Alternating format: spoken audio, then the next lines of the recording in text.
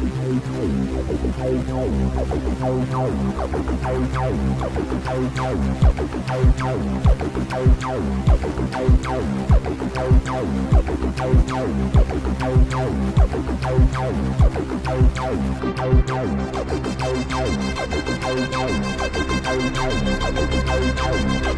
is Off Planet Radio.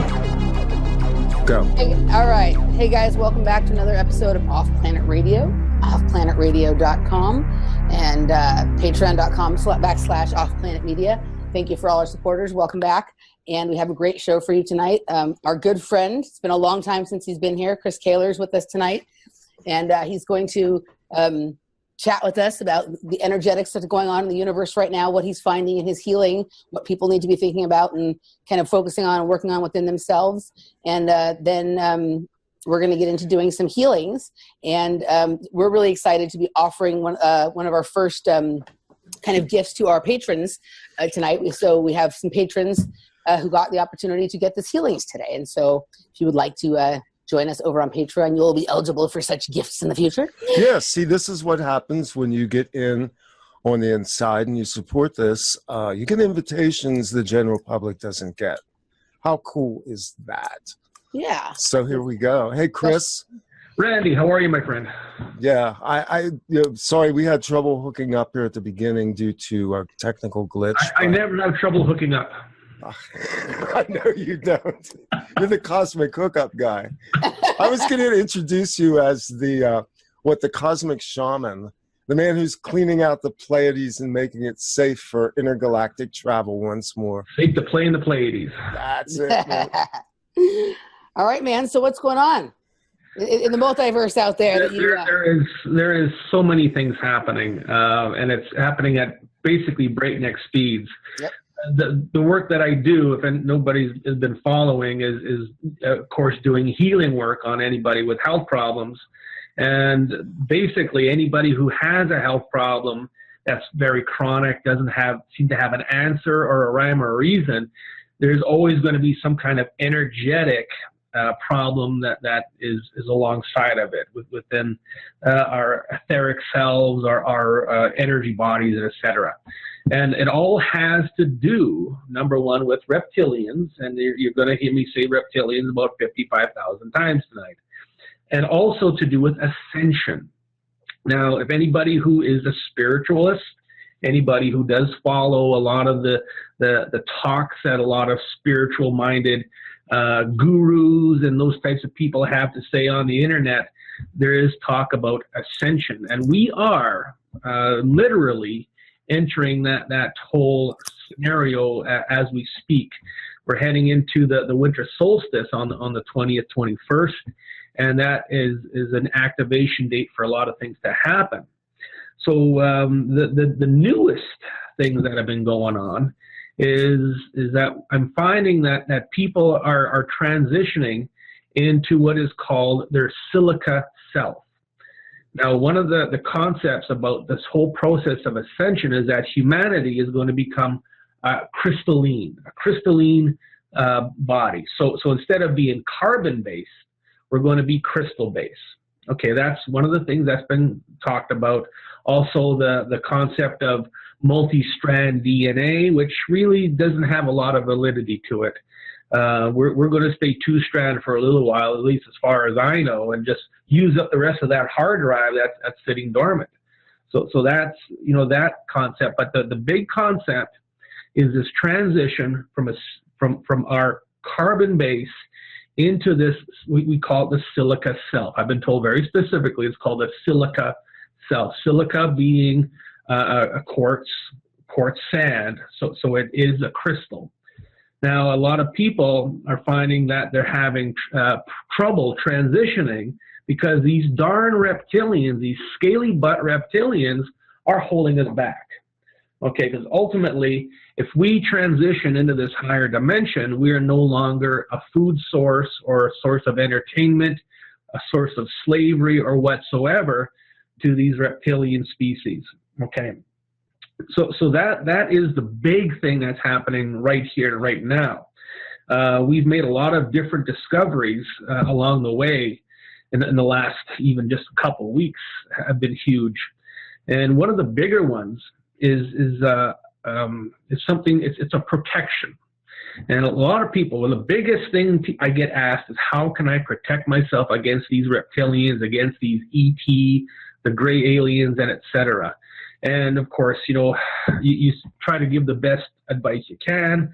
Stay grounded, stay alert, stay neutral, don't let anything rattle you. Keep any kind of fear out of your fields, so you don't want to be walking in fear, because these types of beings love fear.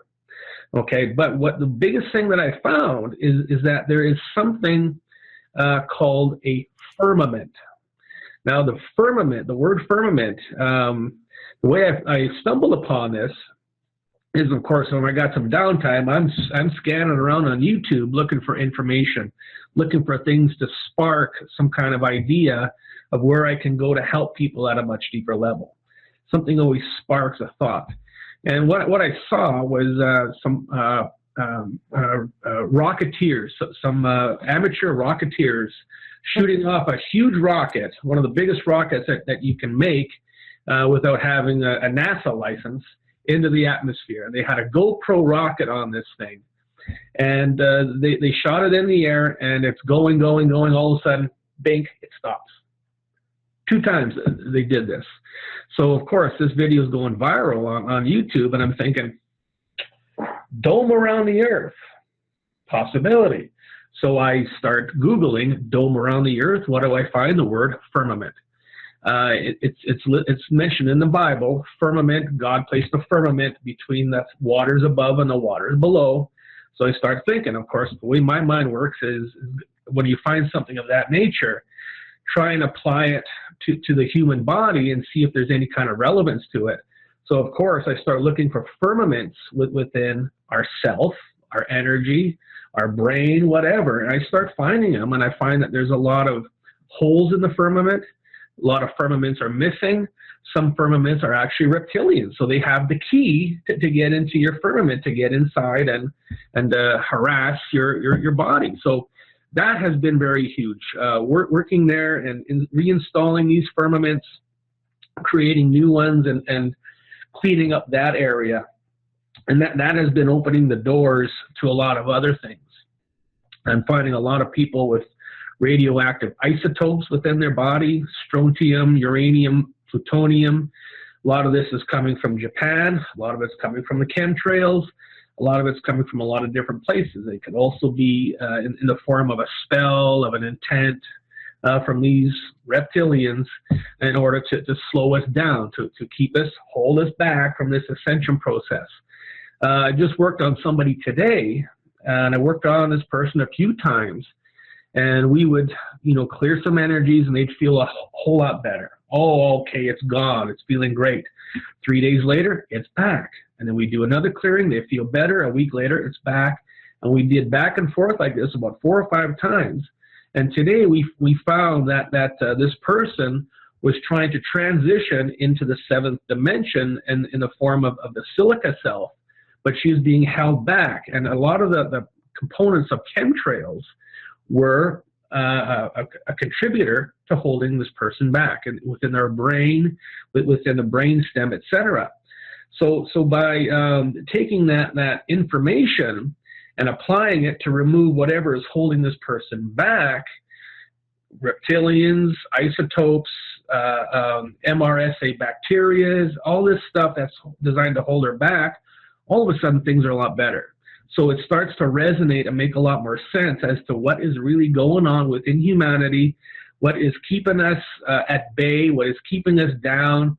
A lot of people feel very, very held down, very depressed, very, very much like I can't move I can't go forward. I feel like there's something holding me down. And that's what it is these darn reptilians doing what they can do to stop us from going into this new dimension, gaining new consciousness, new knowledge, basically creating a new species. Okay, right now we are all basically hybrids. We are reptilian. This body is a reptilian body, has a lot of reptilian DNA, genomes, programs, etc. And the whole concept is to separate from that. A lot of people talk about living in duality. The duality is human and reptilian. That's the true duality. You know, everybody talks about duality, right and wrong, up and down, left and right, yes and no, hair, no hair. I mean, whatever. The duality is human and reptilian, and that's basically where we are right now. And for a lot of people who are very sick, you have a chronic heart issue that doesn't want to have any kind of relief. You get that reptilian DNA out of it, replace it with human energetically. You make the intent, and the same with any part of the body. You clear out that reptilian DNA and intend human DNA to activate. All of a sudden, people do feel better. So more and more, all the time, we're getting these confirmations that the concept of us being here is to ascend.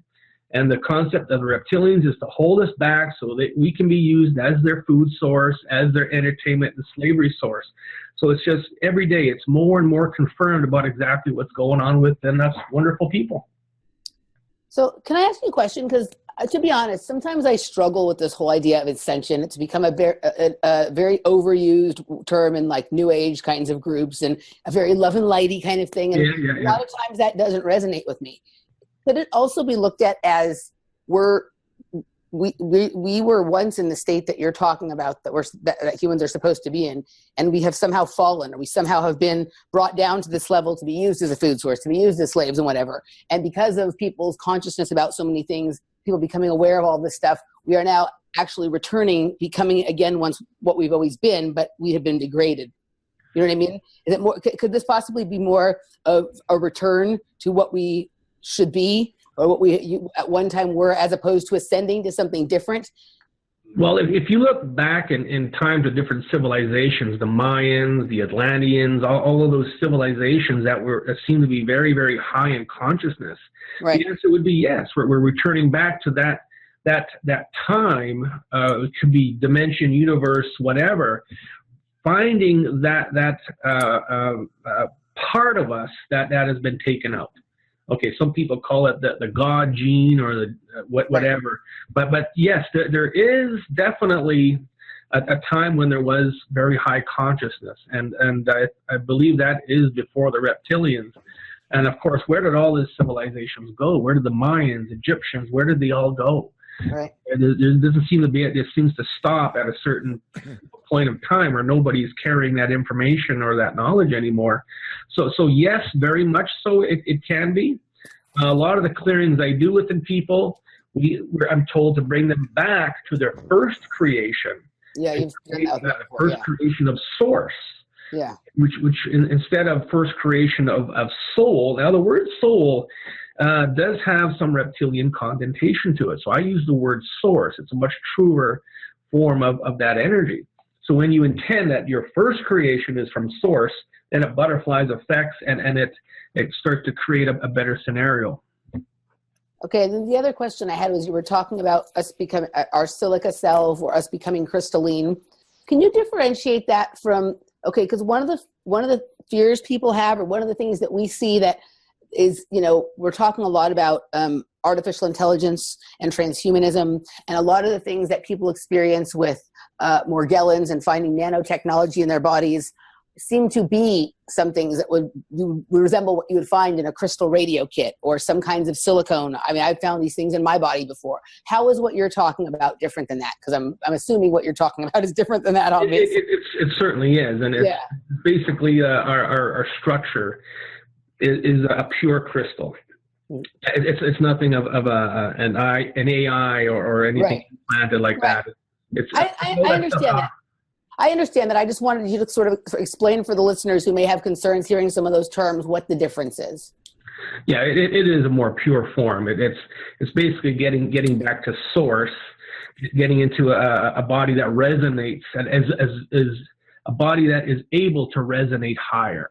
That is a body that can resonate, vibrate at the frequency that it is meant to vibrate at. Correct. So my question is, do you think that some of these things that's like some of these nanotechnologies and silicone kinds of things that are in people's bodies from chemtrails and Morgellons are them trying to create a false version of what you're talking about that is a natural version? It absolutely is. A false version that they can control? That's exactly what it is. It's a version to distract us. Okay, what's going on now? Now my thoughts are taken off from going into a higher consciousness. Now I'm distracted, and a distraction will definitely lower your vibration to that point where you're stagnant. You're got so many things going on: health problems, family problems, money problems, job problems, hair problems, whatever, and that you're really focused on that one today. I like myself. How can I say? It really distracts you and brings you down to that low vibration where that energy, their loosh, that energy they feed off of, can be easily obtained. Absolutely. Randy? Yeah, I'm curious to know if you've heard, there's a video that was released by John Lamb Lash where he's talking about the singularity. And he's basically saying that we are, okay, so the idea of the singularity is this whole merger into the silicon, the computer chip, the AI world. And what Lash is saying is that there's actually a parallel singularity that's occurring on a spiritual harmonic as well. And the terminology's, it's kind of loose. It kind of riffs through a lot of concepts. What do you see in terms of human versus machine interface? Well, one thing I do find is that a lot of people are under a sound weapon attack. Look at what's happening in Cuba to all those people who got hit by sound weapons. They're even talking about it on the news, at these people, these Americans, I forget exactly. Diplomats, American diplomats got hit with sonic weaponry, Yeah, and they got hit. Now, of course, the video screens, our cell phones, everything like that, they are capable of transmitting these sound frequencies. So the AI is all right here. Okay, they're going to control us through these things. Okay, I patched mine up. I've got patches everywhere to block all these signals. But if you look at people who all of a sudden, I must get a gun and go shoot as many people as I can. They're getting a phone call, say the word blue, and all of a sudden they're going out and then shooting people. So there's a lot of control through the artificial intelligence in front of us, the computers. I mean, look at how quick the technology came about. I mean, I was 20 years old, and they just invented the CD, for crying out loud. And now everything is our telephones, and everything is our computers. Yeah. So this is some of the stuff that you and I were talking about last night at session, with some of the sound and light weaponry, and how some of the things that are being disguised as entertainment can also have this other effect on us. And that doesn't mean that we shouldn't enjoy the entertainment, but we have to keep our level of awareness high and really sort of protect ourselves before we go into these situations where I may be exposed to some of this. Yeah, and obviously it is being grounded. Okay, that's a big thing. Is a lot of people aren't grounded. You think you are, but you're not. For a lot of people, their south pole of the polarity can be completely whacked and out to lunch and somewhere else. So you can never be grounded. If you're not grounded, that's when these things are going to hit you. Yeah. So back to, I just completely lost my train of thought. Speaking of the sound and light frequency weapons, what do you think though about this whole? Things have reached, certainly like in our community and on the internet in general out there, this fever pitch about like AI and how is it connected with cryptocurrencies and is this sort of is some kind of situation like we're approaching, with everything being folded into sort of a singularity, the kind of thing that brought down Atlantis, the kind of thing that brought down Lemuria? Like how in your work, how significant is this transition people are going through with the AI and cryptocurrencies? And how, is it something that how hard do we need to fight this, or is it inevitable? What are you finding in your work? Okay, the AI itself, okay, so if you comb the internet like a lot of people do, you're going to hear stuff like black goo consciousness. I really don't find a lot of it unless it hasn't come my way yet. There's a lot of things, I think, on the internet that are distraction, that are not real, just things to lead us astray from seeing the big picture. Okay, I think there's a lot of that going on. Of course, if it's on the internet, it's got to be true, right? Of course. So I think we have to be aware of what is distraction, what isn't. A lot of things are just reptilian traps. Our chakra system, the different areas of the aura that we've all believed in, the kundalini, all this stuff, it's all just fake. It doesn't exist. It's things that I don't work with anymore, okay? And I just find that there's no validity to them anymore because in a lot of ways they are a distraction. So you're saying that's what this whole AI kind of thing is as well? It's a distraction from... I think it is. That there is, everything is distraction. Right, I do. It's just everywhere, distraction. And, when I find I start to get distracted on a few different things, I ground, I look forward, and I say, look, I need to concentrate on what I'm doing here, never mind whatever's coming in to the left or to the right. Right. I just keep grounded, and I keep myself to a point where distraction, I might bug me for a second, and then I go forward, and I just keep on going. All right. So another thing that I've been noticing and talking about in the background with some other people lately is the level of spraying has been ramped up to like really, really high levels. In Los Angeles here, it's been absolutely crazy. And especially like you would think with all the fires going on that they might take a day off from the spraying. Nope. So the chemtrails have been heavy. There's been all these fires going on, which there's been some very strange things about the fires both in Northern California and here in Los Angeles. Strange on so many levels that we can't go into it here and now. But what do you kind of think about that, since that's sort of been a hot topic of discussion, but also I think we all recognize there's something funny going on with all of this stuff. Well, of course, chemtrailing has always been a hot topic. On my radio show, we've talked about it to great lengths with a lot of people in the know. And the big thing is, okay, so they are spraying. There's no doubt about that. Just like 9/11 was an inside job. There's no doubt about that. So they are spraying something. It's not jet condensation. Right. They're actually spraying something. But the big thing is, what are they spraying? So a lot of people have gone as far as doing hair analysis to see for chemicals, and they'll find barium and this and that, and different things within there. I do find that in some cases, I think it's going to be different for the area. Mm-hmm. Okay, there's going to be different things that they're spraying. I've been finding a lot of radioactivity within people lately. Isotopes, uranium, strontium, these types of things. Mm-hmm. And these types of things are designed to hold you back from going forward into this new consciousness. So do you think the reason that it's ramping up so much is because people are waking up so quickly right now that they just have to they have to just throw everything at the wall? I mean, the spraying here, I've never seen anything like what the spraying's been for the last 2 months or so. It's out of control. There is, let's say, a time frame for all this stuff to start happening. All this new consciousness, all this awakening, there is a bit of a time frame to it, and it all comes down to alignments. The solstices are an activator. Supermoons, full moons, eclipses. Look how many eclipses we've had in 2017. I think it's an unparamounted amount of eclipses we've had. Those are all different activations. So we are into a time frame. If you look at astrological signs, we're into Aquarius, the water bearer, the divine feminine.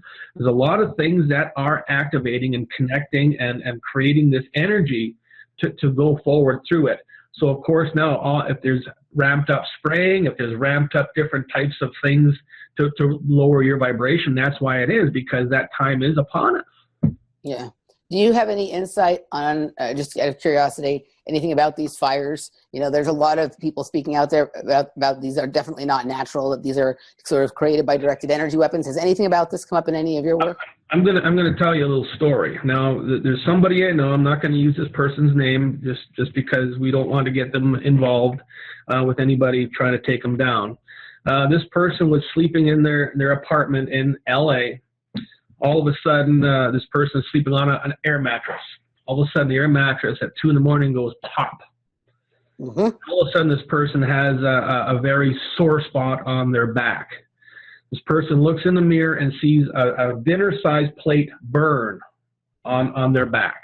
Yep. And this person sent me the picture, and I saw it, and I went, "Oh my goodness, this stuff is real." Okay, stuff is getting real, and there's no way that this person could have obtained this type of burn. And the way the burn was, you could see the skin cells outlined. Okay, so that tells me there are underground weapons. I did work with somebody, and we found that under the Getty Museum, there's a lot of tunnels. Totally. Yeah. No doubt. There's a lot of reptilian energy weapons within those tunnels. And they're coming up, they're coming down, they're coming from satellites. They want to burn out California. Yeah, I would say so I'm in Los Angeles here, and I'm sort of at a midpoint between a lot of these fires, but every area that has been hit, it sits over, I would say sits over some kind of base or near some sort of, a weaponry kind of, military industrial complex kind of thing, or over a base. There's definitely an enormous base under the Getty Museum. People think it's just here at the Getty near Skirball, but it actually connects all the way to the Getty at Pacific Coast Highway. That whole mountain, which is the mountain that has basically been on fire over there, underneath that is a base.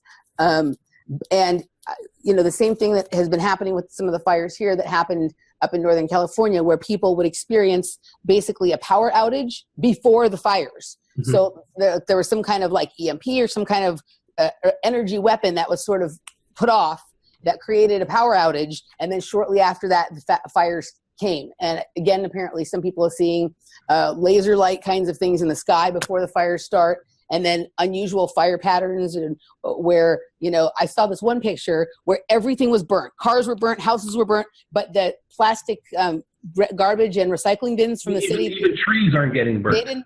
And plastic garbage cans and recycling bins that belong to the city, they're not burning. Trees aren't burning. I saw one picture of a football field that had one side of the field was perfectly green and the other side was torched, and it was a perfectly straight line. So it was almost like there was boundaries to the weapons, and it only hit within a certain kind of thing. All you got to do is consider this. Consider if they can do 9/11. This is a party time for them. Same weaponry, same kind of weaponry. It's all designed to create fear. To for some reason they want California gone. Maybe it's. Look at the big hurricanes that went through and obliterated all the islands and Texas and Florida. They're all created. There has to be. There's no way why this stuff is just, Mother Nature, sneezing and farting and causing these things to happen. The things that the governments can do, the technology they've been given is unreal. We should all be, I don't know. I don't want to say the word afraid, but the stuff that can happen is huge. Yeah. Randy, what say you about some of this? He says preaching to the choir. No, I'm just kind of flowing with what Chris is saying right now. Yeah. Maybe just to kind of go to a slightly different. I'm curious to know what you're finding right now in terms of etheric implants. Because I have a sense that that's on the rise. Now the word implant does get a little overused as far as I'm concerned. I've seen some videos where Denny Armatron will sit there and just pull implants out of people, and I say don't do that, because if there is one, you got to pull it out at the right time. Otherwise, you cut the wrong wire and something goes wrong. I do find we call it more of an imprint. Let's say somebody has a kidney disease, it could be an imprint within that kidney to cause the dysfunction. But one of the bigger, I'm going to call it an implant, as of late, is if you ever seen a sci-fi movie where they take a big probe and they stick it in the back of somebody's neck, okay, the program, I've been pulling those out of people like crazy. You've pulled it out of me, and I have a very unusual thing on the back of my neck, and we've actually seen that in a lot of media. We've seen that in Fringe. We've seen that in a lot of, you know what I mean? I think they show us it because it's real. They show us after they've been doing it for a really long time, and people will think it's fake because they saw it on the TV or the movies or whatever. But no, for sure, yeah. Yes, so that is a big one. It does disconnect you from the whole concept of these beings. Okay, so one bit of information I do get is that there is a supercomputer on Saturn where a lot of things are controlled. There's a base within the moon. There's a base at Antarctica. I mean, there's so many places where these things are that are watching over humanity, or us hybrids, whatever you want to call us. And then there is energetic connections that can actually just flick a switch and make you sick and take your life. Next round, let's go back to Eclipse for a minute and what transpired in the August eclipse that hit the United States. A lot of us, I watched the eclipse. I watched it in my car with a gray shield screen that's on my sunroof, and I was videoing it, photographing it while I was watching it with a pair of Ray-Bans on.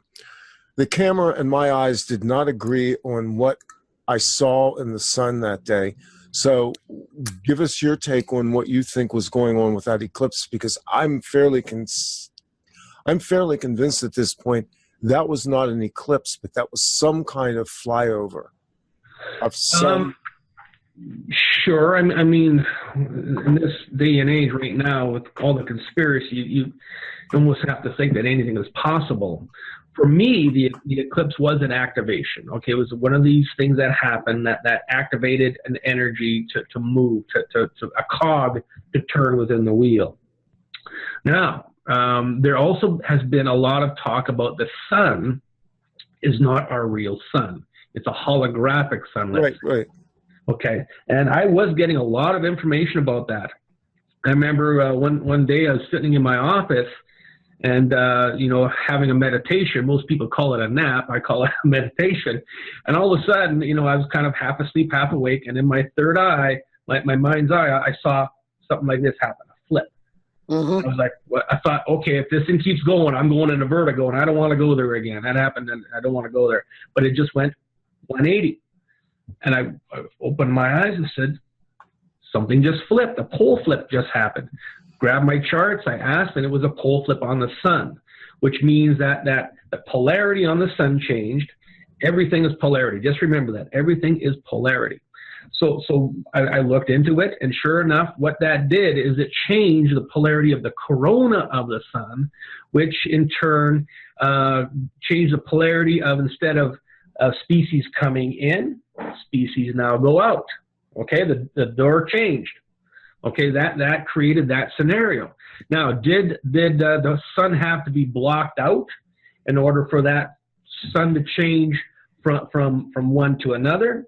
Possibly. I mean, there's a ton of different scenarios that could be looked into to know exactly what happened. They're talking about 3 days of darkness in December this year, and I mean, there's a lot of different.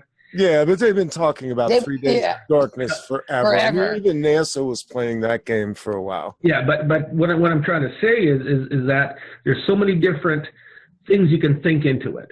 I mean, okay, flat Earth, so many different things you can think into it. The sun, is it our real sun? If you go out of our atmosphere, can you really see a sun? Or can you really see stars? Are they really there? I mean, there's so many different. Can you go out of our atmosphere? Right? Well, what it really says is we really still haven't settled a whole lot on exactly what it is we live on or live in, and the shape and construction of this thing around us. I mean, you talked earlier about the firmament and what the firmament is. The waters above, between the firmament sitting between the waters above and the waters below. Now, on off-planet radio, we believe that space is accessed through water portals, and that basically what people consider to be space isn't space at all, and that really any space programs have to deal with going through the water barrier. Which is hydrogen, oxygen, doesn't necessarily have to be a pool of water. It's the presence of hydrogen and oxygen, right? Yeah. Yeah, so that definitely, it resonates. Okay, let's put it that way. It does resonate.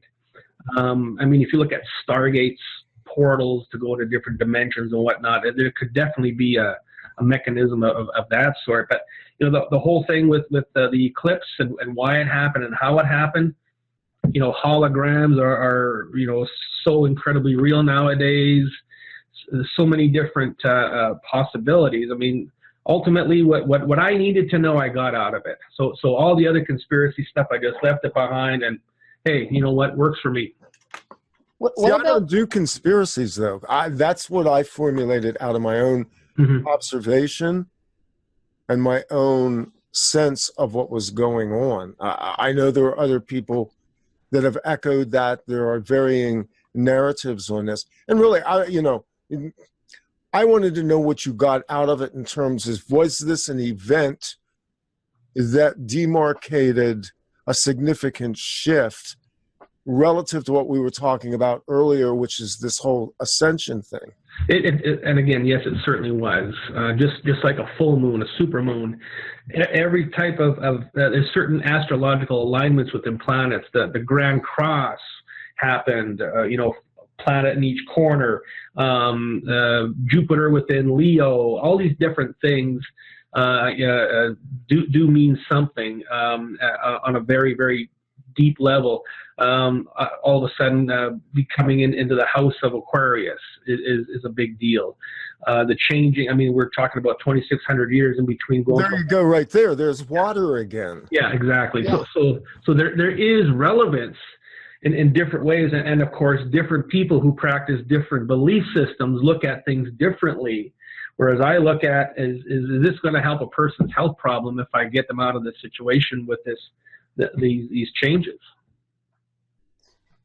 So what about this whole thing that's been going on with, lots of people are finding that they have vitamin D deficiencies, and all of this, a lot of talk about the chemtrailing really being to block the sun. And the kind of chemtrailing we've been seeing lately has really been like that. It's been a different kind where it really just does create this whole shield. And you can almost see that there's blue sky beyond it, but that's being blocked. And I know from my own experience, I run outside several times a week, and the sun, I'm not getting any color from the sun like I was getting actually before the eclipse, right? Since the eclipse, I'm not getting color from the sun really anymore, and I'm out there for probably 10 hours a week in the sun. If you listen to anybody who's into general health, natural path doctors and so forth, one will tell you everybody's magnesium deficient. The other one will tell you everybody's vitamin D deficient. Another one will tell you you have to be taking potassium iodine and so forth. And then, I start thinking, wow, we all must be dead because we're all deficient in everything, like everybody says. I think deficiency is your body can create everything it needs within it. Okay, the enzymes, the vitamins, the minerals your body is. That is a statement I totally agree with. Yes, your body is capable of doing all this because there are people who live on nothing. Just drink water. Yeah. Look at a horse. What does a horse eat? A horse eats grass. Look how big the thing is. Yeah. Okay? So your DNA is capable of sustaining yourself. Interesting. It's when there's interaction with that DNA from these other species, causing a gene to shut down to stop making vitamin D, causing a gene to shut down to stop making magnesium. That's when the problem happens. Why are you magnesium deficient? Okay, it's because of something wanting you to be.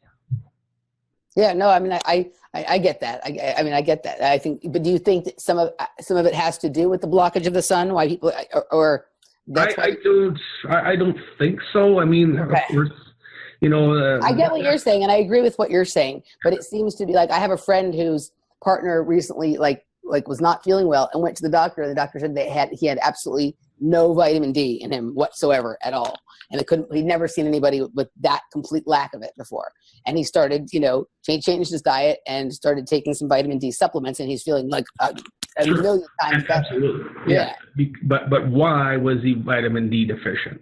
Right. Well, what's crazy about it is his job is outside, so he's out in the sun all day, every day, and somehow he was still vitamin D deficient. So My office now, I'm in my basement here, in my band room. I moved from my clinic into my house because I don't need an office anymore.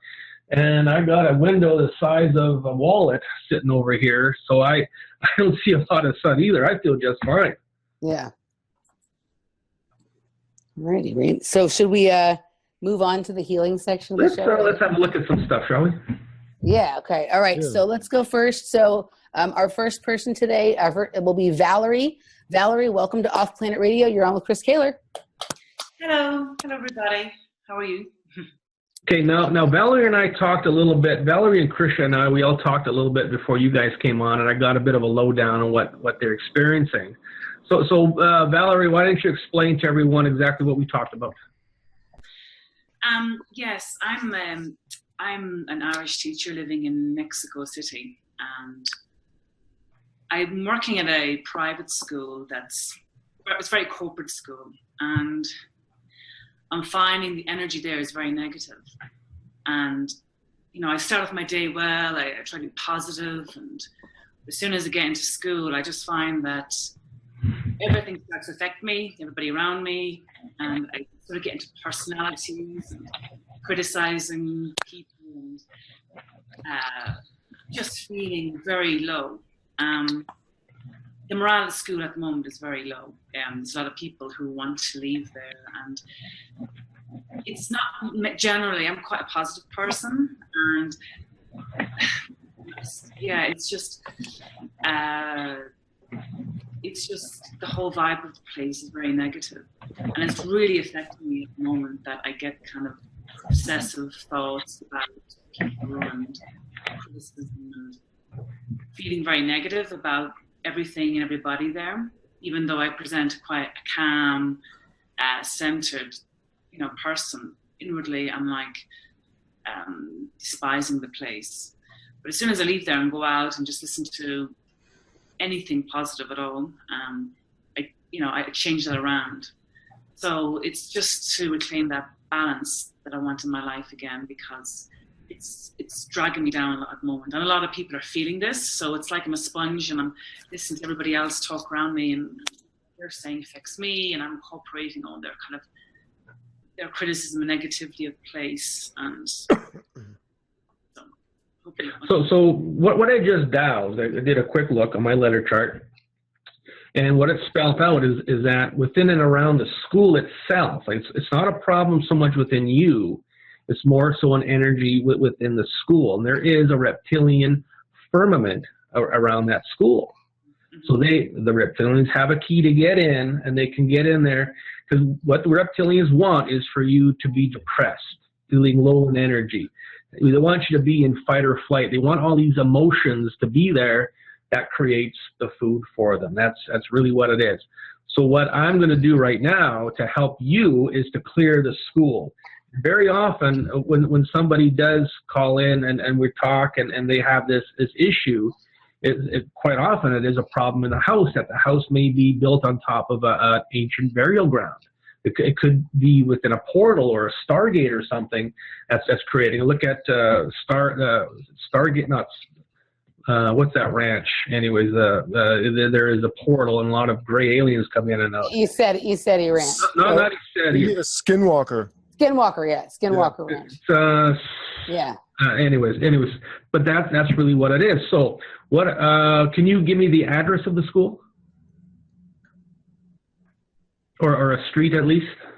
You know, let's do this. Why don't you put that into text so we're not identifying a school? Yeah, that's a good idea. Go ahead and put that into text so that we don't publicize that. You know what? All I need you to do is just think of the school. Okay, just think of the school. All right, so we're going to take this lovely device. This is my Vesica Pisces, which facilitates the divine feminine that we're now in, this new energy. So I'm going to hold it up to the camera. All right, now for Valerie's school, any and all reptilian firmaments, false. Remove all reptilian firmaments from Valerie's school. Reptilian firmaments, false. Okay, Valerie, you tell me if you feel some energy moving, a tingle or something. Any and all reptilian firmament around the school and property, false. Reptilian firmament. Okay, that firmament is lifted. Now, what we're going to do is replace it. Replace it with a source firmament. Within and around Valerie's school, source firmament true. Source firmament true. Source firmament is now in place. Valerie, did you feel any kind of energy moving? Yeah, I just had an image of just the school. There's something lifted from the school. Okay, that to me is significant. So let's take another look at the school. Now, first I'll ask, do we need to work on Valerie or the school? Who shall we work on? We're going to work on the school. And we're going to, what is the problem within the school? Ask the right question, get the right answer. Okay, now, yes, reptilians are within the schools.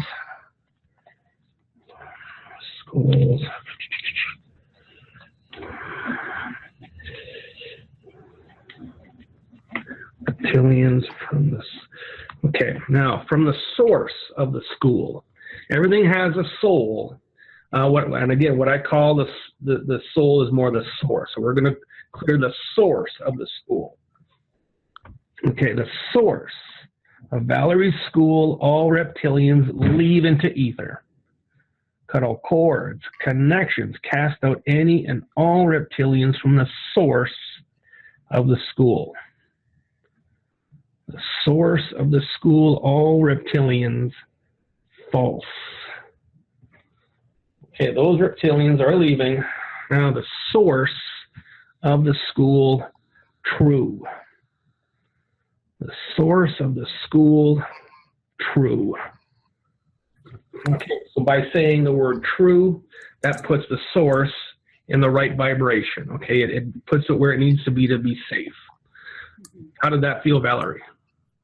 Yeah, just had some images of just people talking to each other in the school. I know it sounds kind of unusual, but yeah, it was just a lighter feeling. Okay, that's exactly what we want, that feeling of lightness, that something has moved within there. Of course, you're connected to that school energetically, so you're going to feel what's going on with it. And that's really what's going on. Let's see. Now, what problem do we now need to work on within Valerie? Is it the school or Valerie?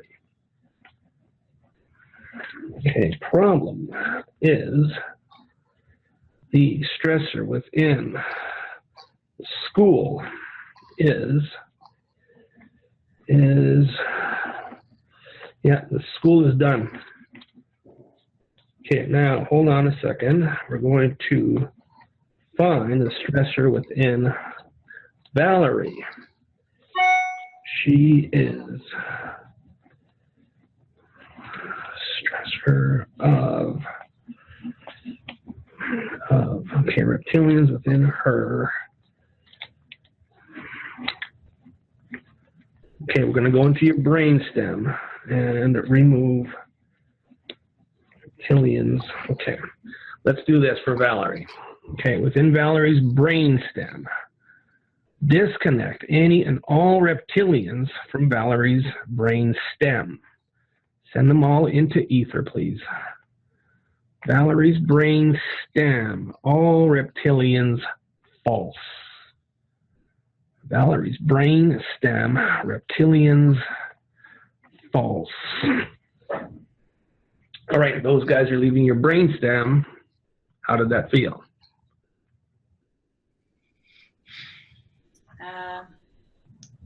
Yeah, that feels pretty good, actually.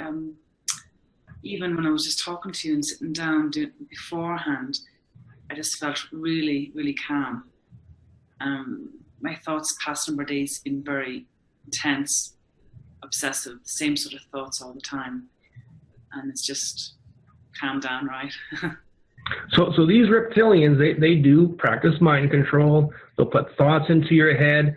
A lot of people call in and they complain about a stiff neck, a stiff lower back. That's where these guys like to get at you, is those areas. They really bring you down. They want you to walk around with your head looking down at your feet all the time. You ever watch people walking around and they're looking at their shoes? Okay? Because nobody's looking forward. Nobody's looking ahead. So by lifting those guys out of there, now your thoughts are more so going to become your own. It's a wonderful thing to have your own thoughts, let me tell you.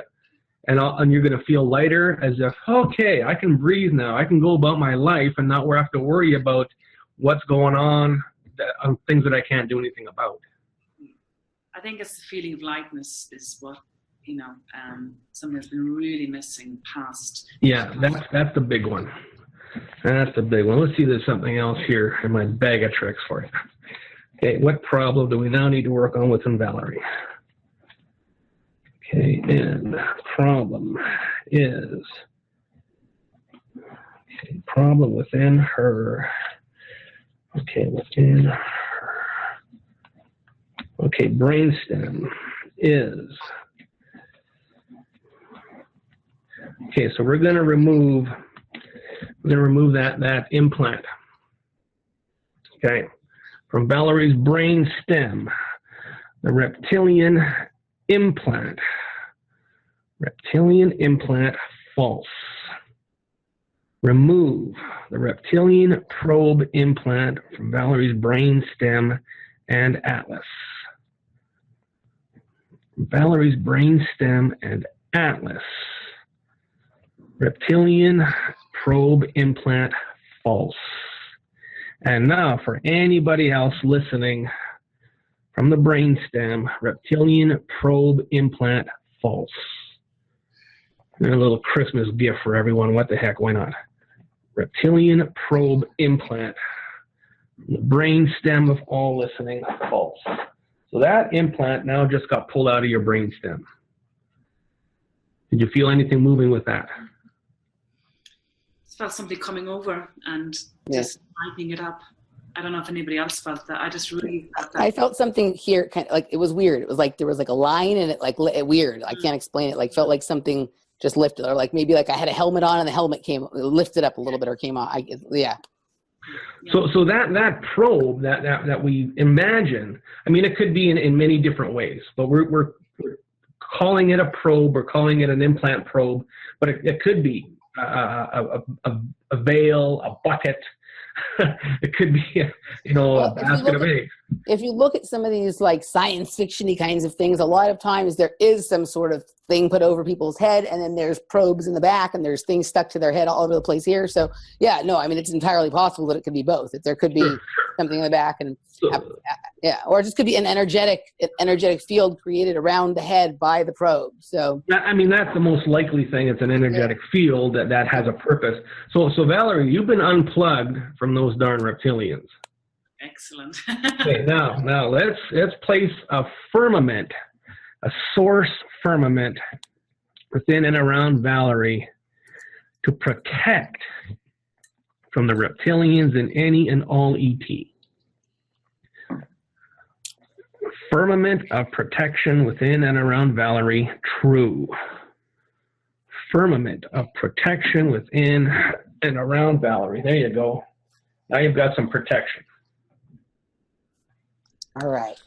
Valerie, thank you very much. We're going to move on to our next. Bye, Valerie. All righty. Thank you. Okay. So next up is Annie. Annie, welcome to Off Planet Radio. You're on with Chris Kehler. Hi. Thank you very much. What can we do for you, Annie? Well, mine is physical. I'm having ramifications from, I'd received radiation treatments once a month for 10 years in the 50s and 60s for experimentation.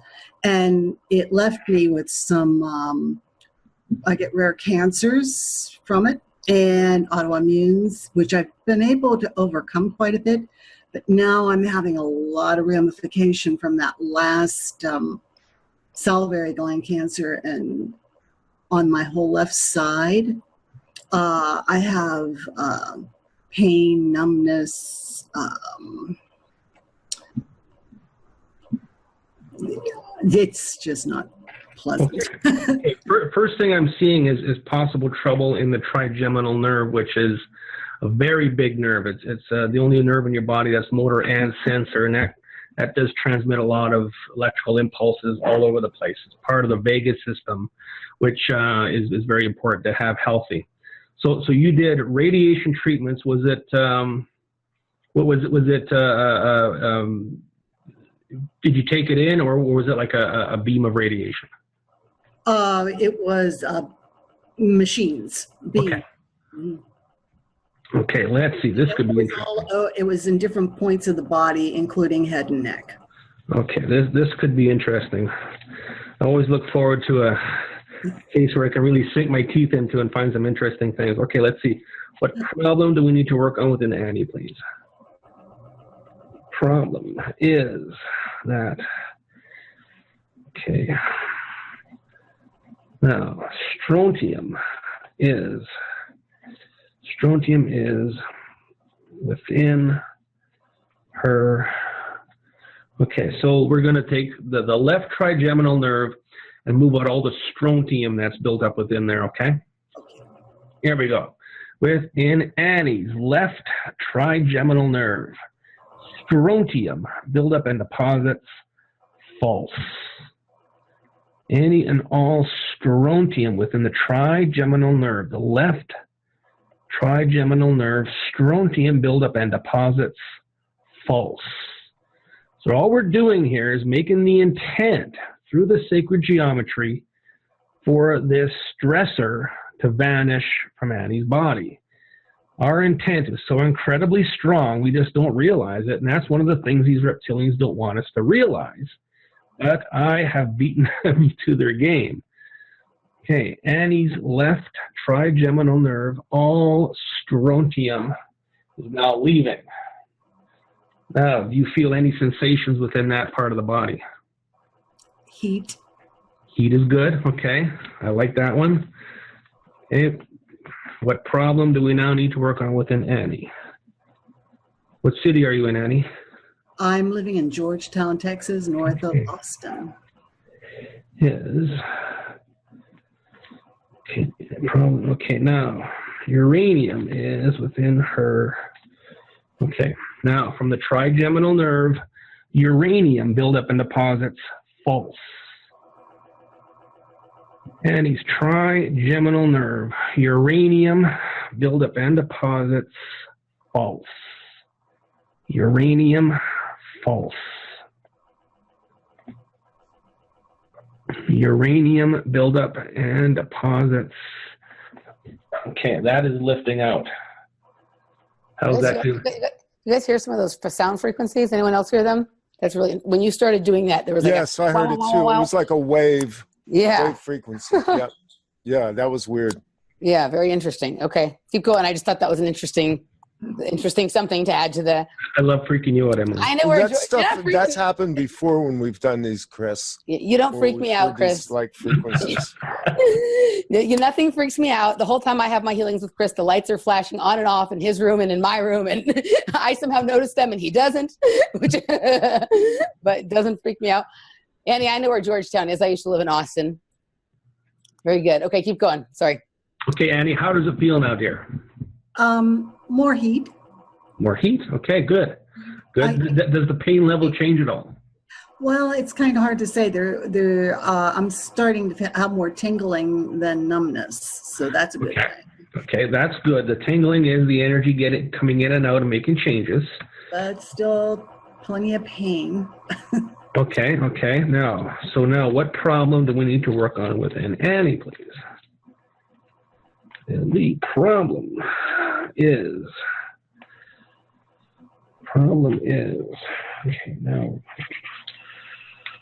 the creation of pain is from, the creation of pain is from damage. Okay, so what we're going to do is now repair the damage in that trigeminal nerve. Okay, here we go. Simple as saying the words, making the intent. Okay, here we go. From Annie's left trigeminal nerve, any and all damage, false. Left side of the body, trigeminal nerve, damage, false. lift all of the damage from the trigeminal nerve. Okay, that is working hard. Trigeminal nerve damage. Okay, now we're going to add some more energy. Annie's trigeminal nerve, use human stem cells, completely repair and restore the trigeminal nerve. The myelin sheath, the nerve fibers, the synapses, all components of the trigeminal nerve use human stem cells to repair and restore that trigeminal nerve.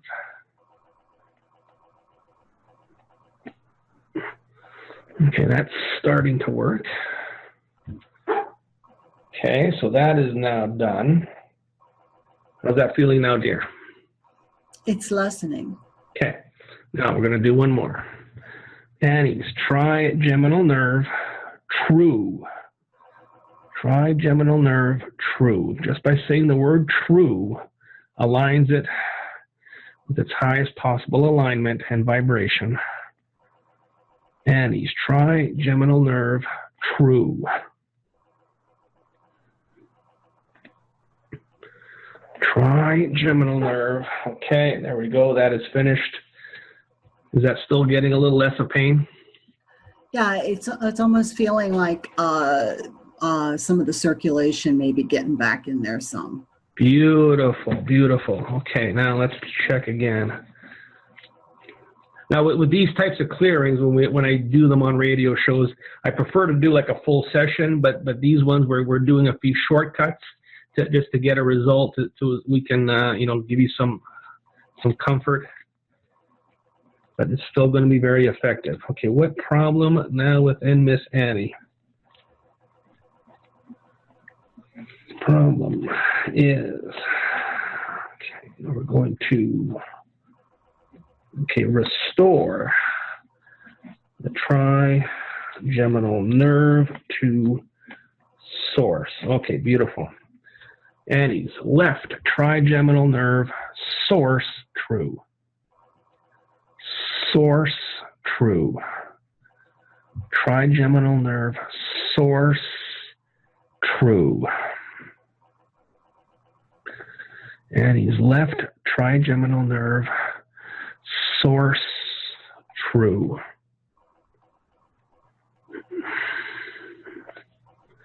Trigeminal nerve. There we go. That's better. So now that nerve is now connected to source, and a much deeper healing can now happen. How does it feel now, dear? A little looser. So definitely a noticeable difference. Yeah, it's definitely looser. Okay. Just by making the intent for these things to happen, as humans, we can do this. If I can do it, Emily can do it. Why not? Well, thank you very much. Well, hold on. Let's check one more. I don't want to leave this sitting. Okay, what problem do we now need to work on within Annie, please? And the problem is, okay, here we go. Let's see. Okay, there's a vortex.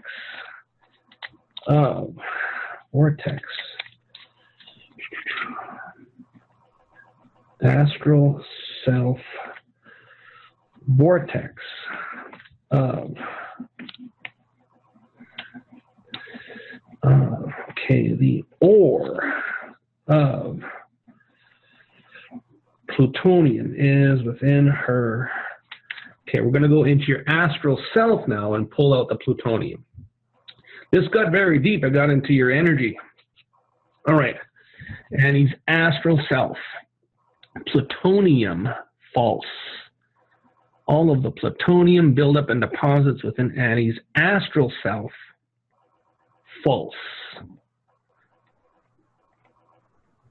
Okay, beautiful. There it is. Now let's go into Annie's entire body, entire physical body.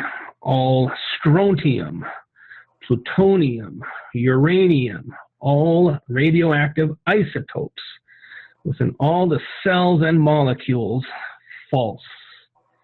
Completely neutralize all of the radionic isotopes, all of the plutonium, strontium, and uranium within Annie's entire body. There we go. So all that now is gone. And I feel pretty hot. Well, you certainly are, dear. That was that whatever you just did just now. I almost felt like nauseous. I'm enjoying all of these healings along with you guys, and my body's very sensitive. Well, let me tell you, you got a clearing from that because everybody's got an amount of radioactive isotopes within them. You look at what's coming from Japan. Yeah. Come on, we're full of this stuff. If you took a Geiger counter, to the top of my head, I'm sure it would blow up. More on your head there, right? Now we know how it happened. Exactly. Thank you so much, Annie. Thank you, Annie. All righty. So moving on to the next person. Next up is Krisha. I think she has a little bit of a different request for Chris. And Krisha, welcome to Off Planet Radio. You're with Chris Kehler. Hi, dear. Unmute yourself. I'll unmute you. There you go. Oh, unmute yourself. It's still muted. Drop the needle. There we go. There we go. There we go. Hello. All right. So you and I, we talked a bit before the show, which was very beneficial. So why don't you explain exactly what it is you'd like to accomplish today?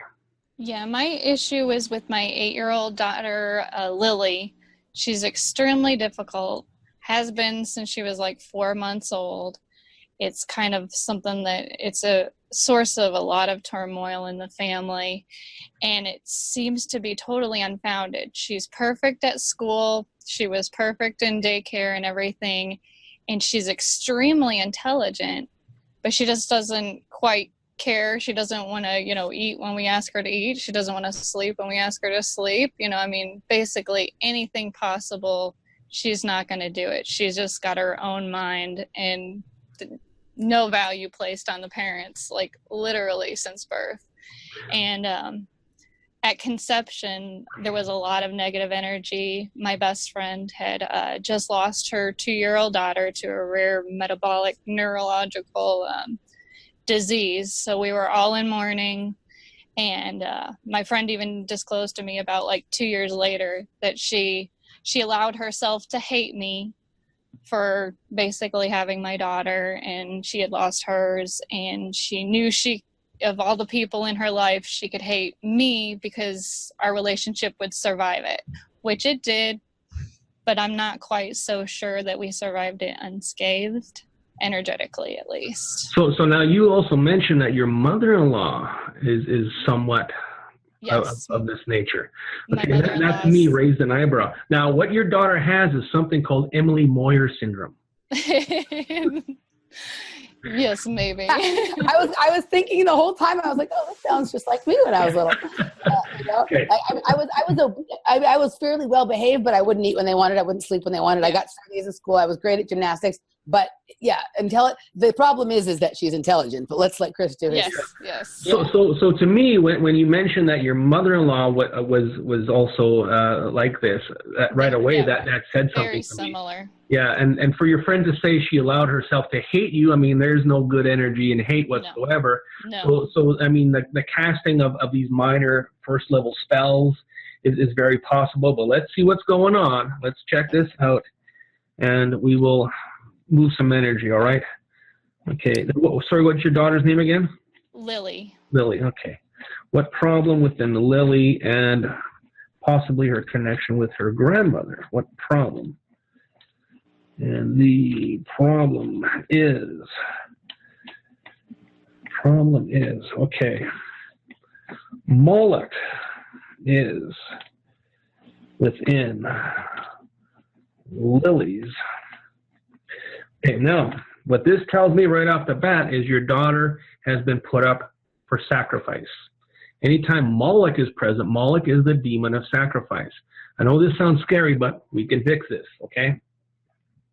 Let's do that. Okay, within Krisha's daughter, Lily, within the source, cut all cords and connections with Moloch. Cast out Moloch from Lily's source and send Moloch into ether. And Moloch is part of the Reptilian group. Okay, I think he's the chief executive officer or something like that. Okay, from Lily's source, Moloch, leave into ether. Now, the important thing here is the identification. So if I identified Moloch and it is Moloch, he has to leave. If it's an Egyptian god, let's say Set or Thoth, he doesn't have to leave. So it's very important with the dowsing to be as accurate as you can. If you're playing hide and seek, 1, 2, 3 on Krisha, but it's really Emily, Emily's not caught. Okay. Yeah. Same thing here. So we just disconnected her. Now we need to do this. Remove Lily's source from any and all altars. Lily's source. Okay, she's removed from all altars, sacrificial altars. Now let's go a little further. Just because I know, because I do this every day for people. Any and all reptilian sacrificial rituals within Lily. False. All reptilian sacrificial rituals. False. So she's now disconnected from that energy. There's a lot of people that come my way and they say, hey, Chris, you know what? There's something at night that is having their way with me, and there's nobody in the bed with me. As soon as I mention this, people are like, yep. This is a sexual ritual that happens in the etheric, and you actually feel that something is going on. It happened to me once, okay? Way before I was doing this work. I remember very clearly, I'm standing in a line somewhere to get into a bar to see some skinhead show, I don't know. And all of a sudden I feel something behind me. It's like, what the heck is that? Ouch. And it goes away and it comes back again later. And I'm thinking, something's wrong. Oh, well, anyways, let's go in and have fun. But now I realize what it was. It was one of these reptilians having to go with old Chris. Wow, that's funny you say that. I was actually talking to her the other day, and I was trying to get a feel for why she doesn't ever like to be alone. Because she wants to do everything herself, but she wants somebody there to watch her do it. And I'm like, I was trying to get to the source of it, and she's like, I don't know. It's just when I'm alone, I feel like somebody's watching me. So I think exactly. Yeah. This sounds very, very, very familiar. Okay, now what problem within Lily, please?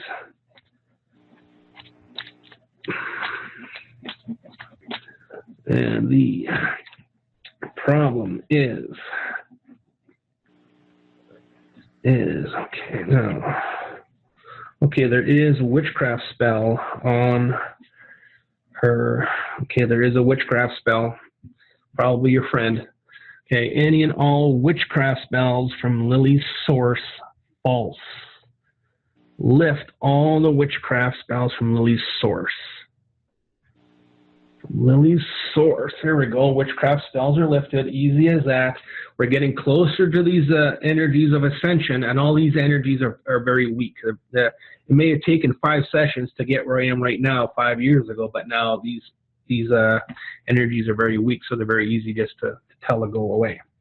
Okay, now again, what problem within Lily, please? Problem is, okay, now is the stressor within her, okay, firmament of reptilians within her. Okay, from Lily's source, reptilian firmaments, false. Lift the reptilian firmament from Lily's source, please. Reptilian firmament, false. Okay, now exchange it with a source firmament from Lily's source. Source firmament, true. Source firmament, true. Source firmament is now in place. Do you feel any energy moving, Krisha? A little bit, yeah. Yeah, okay, yeah, you're going to feel something. Your mom, you're going to feel it. Okay. All right, now let's see what problem within Lily, please. And problem is reptilians within her. Okay. Let's do the brainstem thing. From Lily's brainstem, all reptilians, false. Beautiful. Easy as that. Remove the reptilian probe insert from the brainstem. Easy as that. Beautiful. Okay, now let's see. What is next for Lily, please? And next is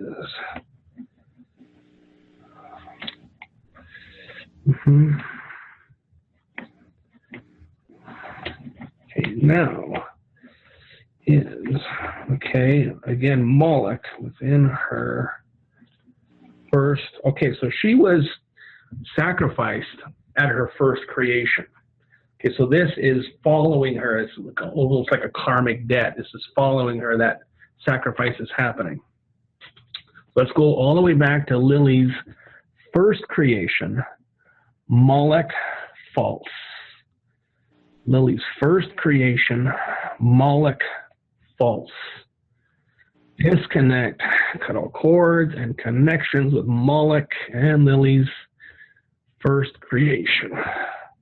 Okay, that is gone. Lily's first creation, source true.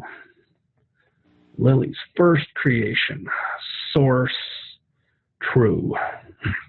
So now charging first creation with source is going to butterfly effect to the infinite now and create more of a positive pattern of polarity within all of her lives. Okay, how's that feeling now? Better. You're feeling uplifted with that, eh? Yeah. Oh yeah. Awesome. Chris, you were probably just joking when you said it was Emily Moyer syndrome, but actually that just sounded like a lot of our first sessions. Actually, you know what? It does resonate, eh? Yeah, and Krisha, you've written to me before, I think on Facebook or something like that, and we should have a chat sometime. Because there's probably some other things you can do to help her also in terms of with diet and whatnot.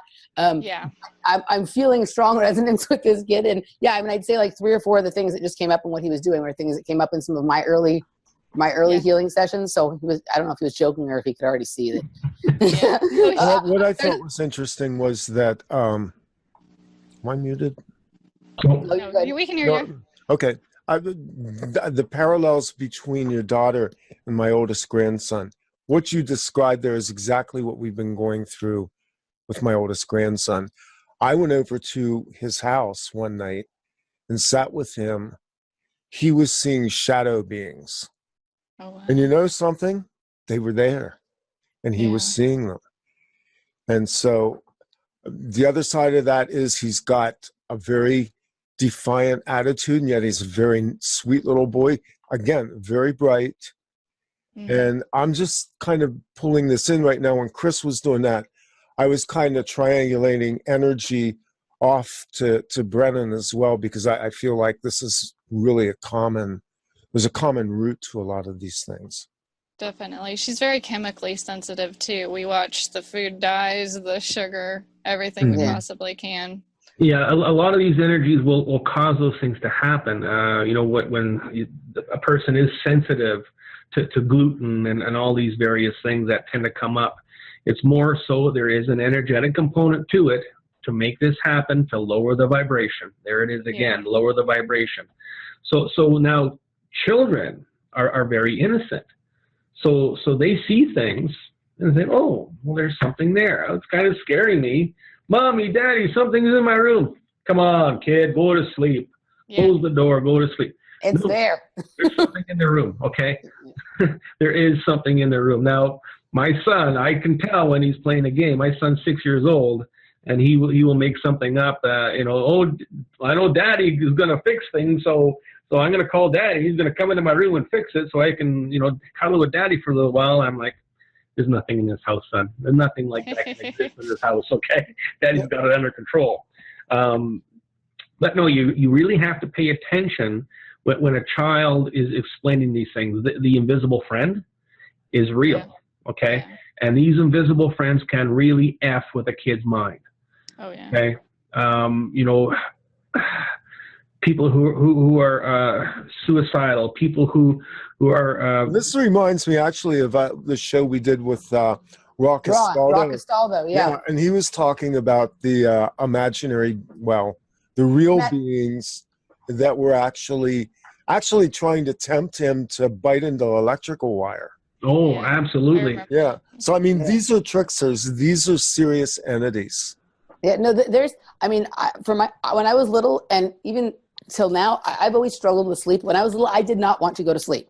I was terrified to be in my bedroom alone at night with the lights off and go to sleep. I would, as a small child, I would stay up all night and still go to school the next day. And it was because something was happening while I was sleeping. It was, I think my parents were just had enough with me and they just, whatever, they just wanted me to go to sleep. But like, Yeah. I was very sure, 100% sure, and still am, that there was something going on at night. Yeah. You know what I mean? And I would be, people, the neighbors would see my bedroom light on at 3, 4, 5 o'clock in the morning on school nights and probably thought, what on earth is going on? But I was just absolutely insistent that I did not want to go to sleep. Yeah, the reality of all these spirits, all these things that go bump in the night, that it's 100%.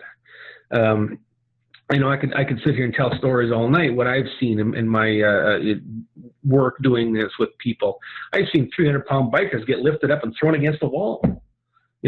All this stuff exists. So yes, parents, if you have a young child and they're talking about like this and they're exhibiting some strange behavior, you have to address it. Otherwise, that person then becomes that murderer down the road. That person that starts to drown cats and stuff like that. You don't want that to happen because now you're. And she's mentioned suicide. She's like, oh, I'm just going to kill myself. Okay, and that's something you can't take lightly. Yeah, no, I don't. Yeah. That's why I'm so here. Now Moloch is the demon of sacrifice. That's what he wants, is for whoever he is inhabiting to take their own life, then he gets your soul. Okay, yeah. that is energy to these beings, and that's what they want. So for you to say that means a lot, okay? Yeah. And everything I'm finding within what I know tells me that, yes, this person definitely has that possibility of one day going there, whether it's tomorrow or 20 years down the road. And that's what I'm spending my last 8 years trying to prevent, Okay, well, this clearing will certainly make a difference. Let's see, what problem now within Lily. Okay, let's go into Lily's subconscious. Lily's subconscious, any and all mind control, reptilian mind control, and suicide thoughts, false. Lily's subconscious, reptilian mind control, suicide thoughts, suicide curses, suicide pacts, and covenants, false. Okay, those are all lifted off. Okay, let me check. I felt that one too. Yeah, I did too. That's a heavy energy. That's a heavy energy. You had like a jerk emotion and you jerked right at the same time. Yeah, it was fighting back. It was fighting back. Okay, what problem now within the Lily, please? Let's do one more. And the problem is, okay, now is C2. Okay, now let's shift Lily into the 7th dimension of love.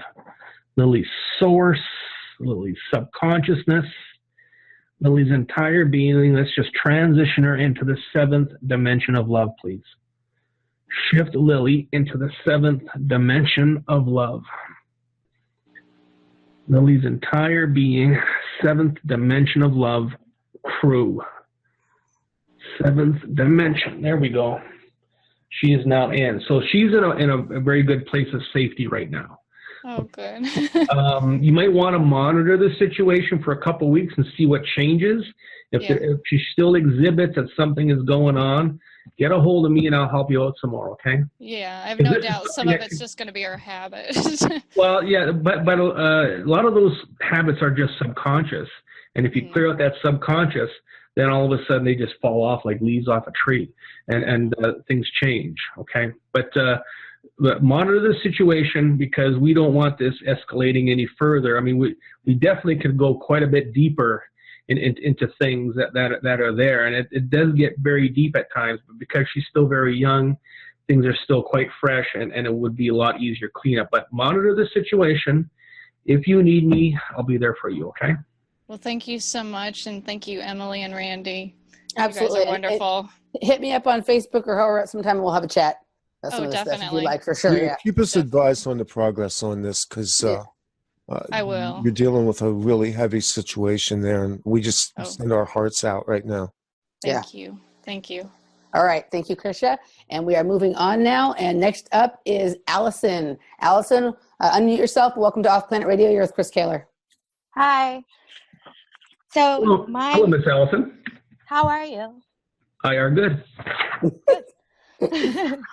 So my issue, well, I could go on for days, but the one I'm really, really looking for here is I have some skin issues, and I have I have taken my diet down, as clean as I can get. But deficiencies. I work with crystals, energy, everything, and I cannot kick. I've got a back of my neck and shoulders right now, and I have a new fun thing on my leg that is concerning, and I try not to approach it from fear or any sort of reactivity, but I just can't seem to get this one myself. Is it an eczema or a psoriasis kind of thing? Yeah, it's more, I feel like it's more of an infection, but it's along those lines. Like, it looks like that. I've been treating it with different black seed oil, neem, all kinds of stuff, and I can keep it somewhat suppressed, but it does not heal, and lately I've been having some swelling. Okay, so the back of the neck, the shoulders, and a bit on the leg, correct? Yep. So here's a situation where a person is doing all kinds of great natural stuff and probably doing the right things, but the problem won't go away. It's an energetic problem, and the only one way to deal with this is with energy. You can only heal things of energy with energy, right?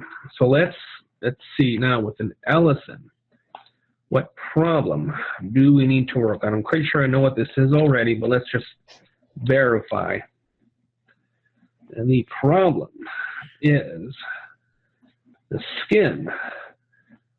Problem is reptilian DNA. You got reptilian DNA in your skin. There's that. It's hybrid. scaly. I tell people all the time, it's like I'm pushing scales. It's reptilian. That's so, oh, yay. Not yay, but yay. Normally, any kind of skin problem is usually a bowel problem. It's the toxins coming out of the skin, 9 times out of 10. But this is, now we may get there, but let's remove that DNA out of your skin, and you tell me how you feel when we do it, okay? Okay. All right. These are not actors, people. These are real problems, okay? Now, within Alison's skin cells, reptilian DNA false. Reptilian DNA false. Alison's skin and skin cells, reptilian DNA false. Reptilian DNA false. Lots of movement here, lots of movement. From Alison's skin and skin cells, reptilian DNA false. Okay, that is moving off. How'd that feel, Alison? It itches less. Okay. And I receive auditory, and it's much more quiet and still right now. I don't have that, Okay, good. Now let's go a little further. Alison's skin and skin cells, DNA human source true. DNA human source true. Alison's skin and all skin cells, the DNA human source true. Human source true. Okay, that is lifting off. Now, it's important to know that certain skin diseases, shingles is a reptilian disease. Lyme disease is reptilian. There's a lot of things that occur within us that are a reptilian DNA. So that, again, there's the duality right there. We're living with that. Now, let's go into Alison's skin cells. Use human stem cells to repair, heal, and restore the skin cells. Human stem cells to repair, heal, and restore.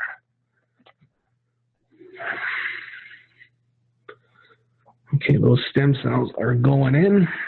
There we go. Okay, those are now in. How does that feel, Alison?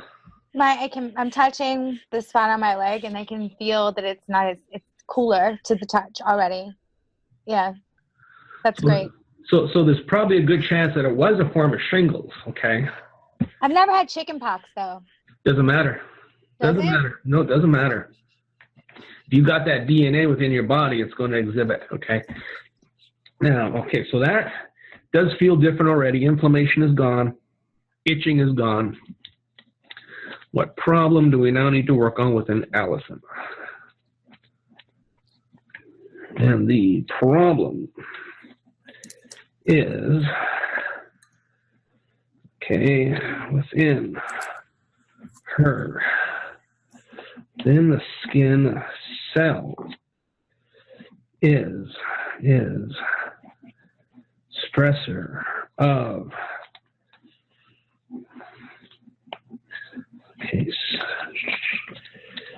high levels of, okay, here we go, within Alison's skin cells, radioactive isotopes pulse. Alison's skin cells, all radioactive isotopes, strontium, uranium, plutonium, false. Within the skin cells, strontium, plutonium, uranium, false.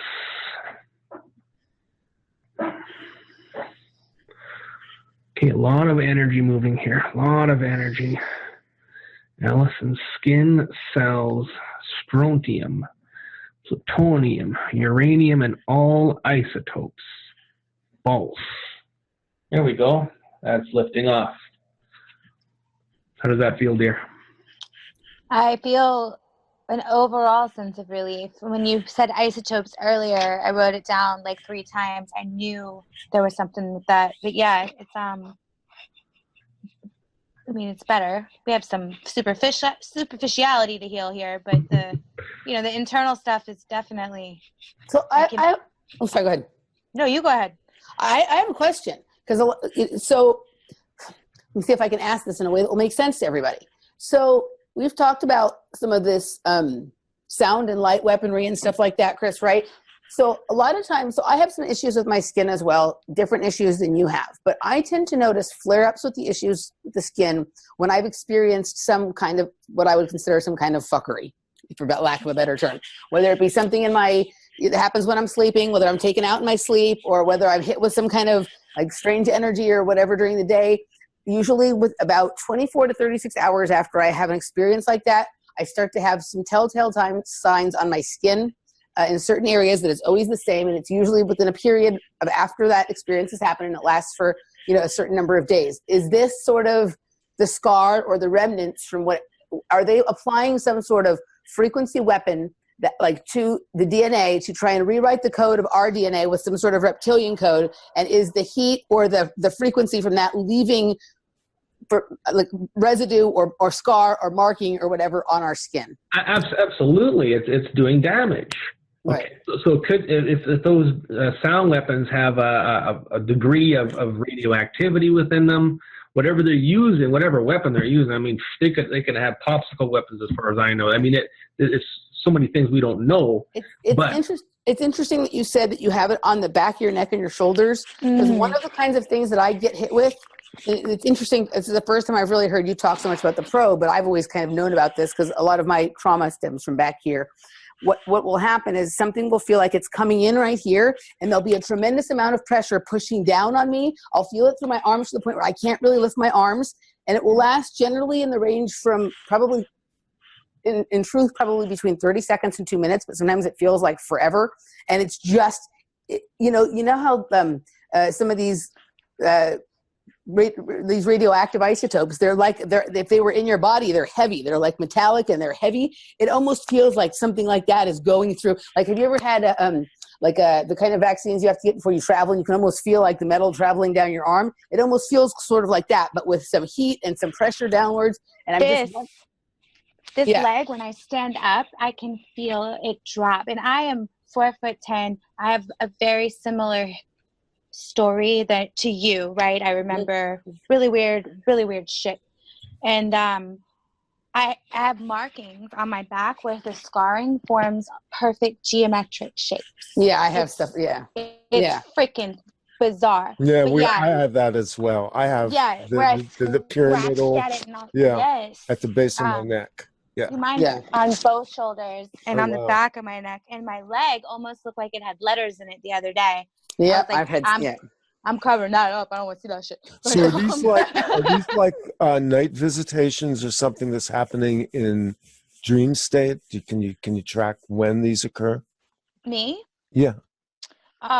Yeah. Dream. I don't. Sleep is a big issue for me. I don't like to do it. Yeah. Yeah. We're all in the club if here. You want to call it dream state, we can call it that, but I don't think that's really the word. I mean, I lock myself in my room. I've come in home with dirty feet. Okay, so it's like, and I live in Florida. You know, we don't go barefoot here because it's dirty. So like, it happens in dream state. There are times I'm working and I'll just like zone out for a second. I'm like, oh no, come bring it back. You're experiencing abduction. There is abduction. Oh yeah, I've had it my whole life, and now I fight back, and that's where I feel like the skin stuff is coming in, because I'm like, I really That's okay. We're not family friendly here. Well, that's the whole thing. It's like I didn't have any of when I was unaware of what was going on. I didn't have any of this stuff. The markings and the difficulties and the pains and all that kind of stuff came as I started to become aware of it, as I started to like question it, as I started to fight back against it, and all that kind of, so yeah, first, probably once we become feisty about it, they have to work a lot harder to do what they're doing. So there's a lot stronger weaponry, kind of, the general hypnosis doesn't work anymore. So they have to just basically take you out. Let's do a couple quick more clearings for Alison, so we can close this up, because we don't want to leave it open. Yeah. Okay, now Alison's plasma self. Plasma is one of the 4 states of matter. Alison's plasma self, abduction, false. Abduction, false. Plasma self, abduction, false. Okay, so that is over. Now, Alison's plasma self, true. Return Alison's plasma self. Return Alison's plasma self. Alison's plasma self, true. Plasma self, true. All right, that is now back in place.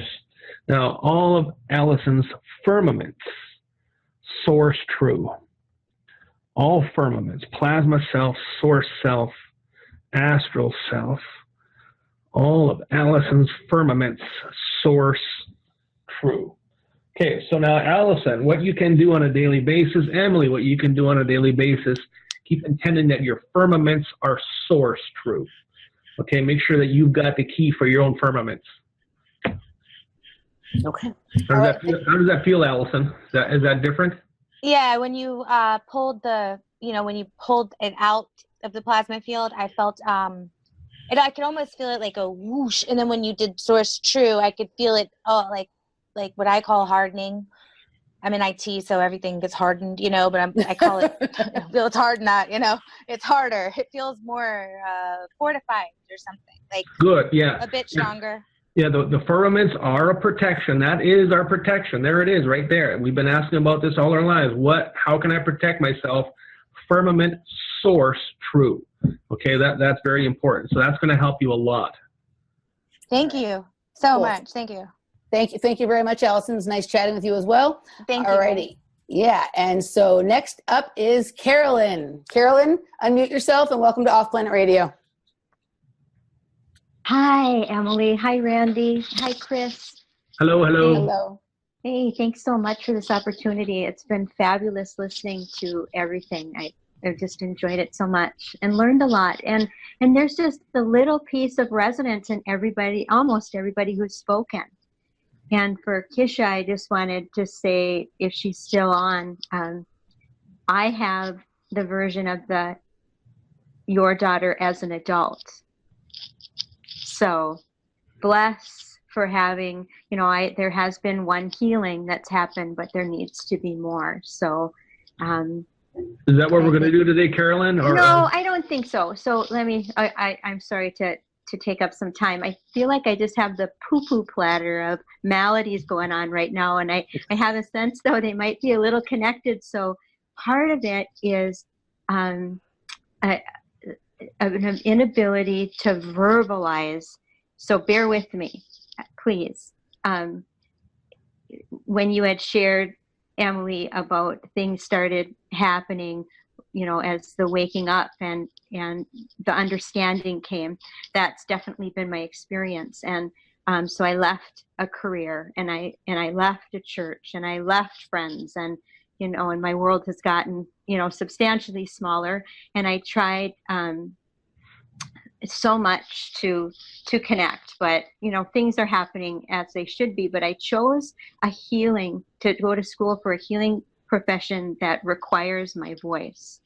And I'm finding that even in healings, it's always about the throat. Them suckers always have me by the throat. And I'm going to try and put this into the words the best I can. I am a communicator, and I generally have no problem sharing my opinion, how I feel about things, and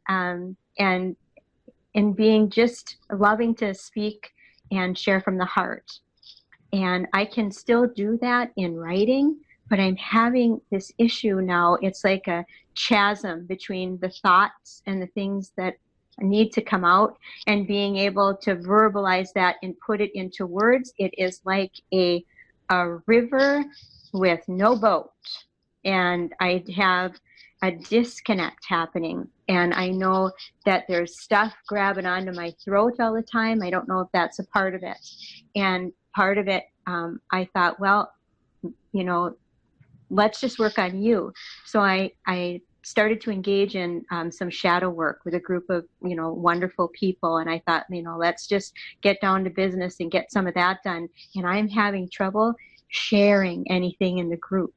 And even now, as I was listening, I was dreading the thought of having to come on here and try and share and speak. I feel muted, and I had a so I'm wondering if 5G isn't already rolled out. I just have the sense maybe it's beta tested in my area. I don't know. And things have come to a crescendo in the last couple of days, but finally today, with said daughter, I just lost it. And I just screamed so loud. I just can't do this right now, because it's always happens with technology, when I'm trying to hook into like this shadow work stuff, or to come on to here, there's a blow up at the house, or something's always messing with me and standing in the way of me trying to move forward, to be helpful and do my part. When you have an issue trying to push forward your communication, does it feel like a fear, or is it just the words don't want to do what they're supposed to? I think it's both. It is both. I have thoughts that will come into my mind about second guessing the validity or the worthiness of what I'm about to say. Those types of things. And also just a chasm, like I said, where I'm like a Rolodex going through my mind. I have a vocabulary, and sometimes I search for even some basic words. Okay, so I'm looking right now. Torrent of communication skills is reptilians within her. Okay, here we go. Reptilians again. From Carolyn's throat. All reptilians false. Cut all cords and connections and cast out the reptilians from Carolyn's throat and send them into ether, please. From Carolyn's throat. Reptilians false. Any and all reptilians false. Those son of a guns are leaving. Do you feel anything lifting or moving? It's like what happens, Chris, whenever I get a healing, it feels draining down my throat. They're moving. The game is afoot. Okay. What problem do we now need to work on within Carolyn, please? Problem is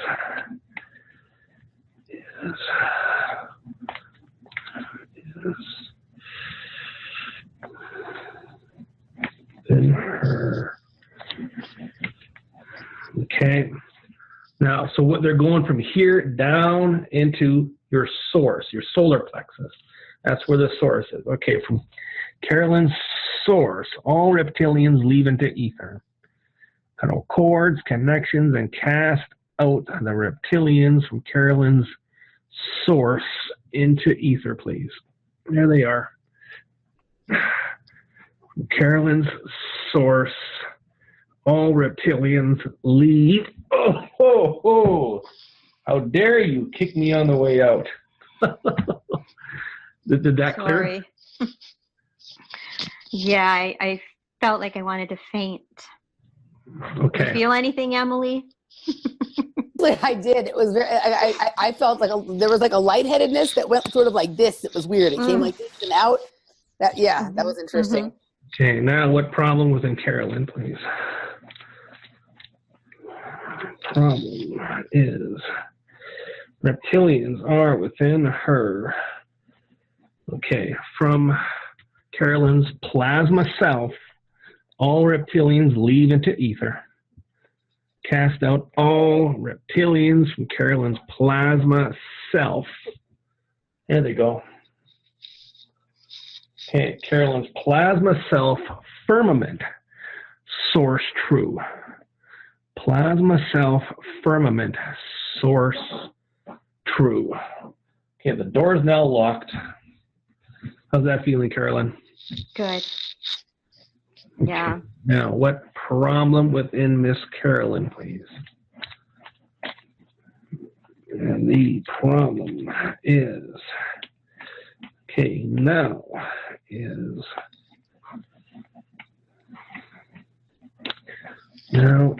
what? Okay.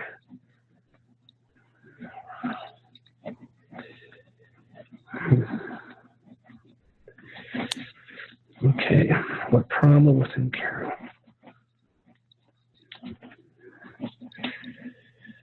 Okay, reptilians within her. Okay, from Carolyn's consciousness, subconsciousness, mind, thoughts. Reptilian mind control. False. Reptilian mind control. False. Okay, that's lifting off.